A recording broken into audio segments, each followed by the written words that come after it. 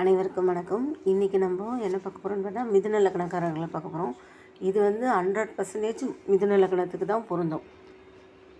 இவங்களுக்கு ராசியான கலர் என்னன்னு பார்த்தீங்கன்னா, பிங்க் கலர் யூஸ் பண்ணுறது ரொம்ப நல்லது. இல்லைனா இளஞ்சிவப்பு யூஸ் பண்ணலாம்.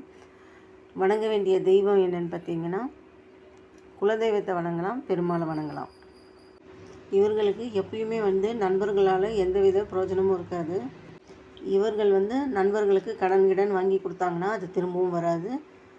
அதே மாதிரி பார்த்திங்கன்னா மூத்த சகோதரர்களாலையும் இவங்களுக்கு எந்தவித பிரயோஜனமும் இருக்காது. அடுத்து பார்க்கும்போது சித்தப்பான்ற ஒரு உறவுனாலையும் இவங்களுக்கு எந்தவித பிரயோஜனம் இருக்காது. அதனால் நம்ம கவனமாக தான் எல்லாருக்கிட்டையும் இருக்கணும்.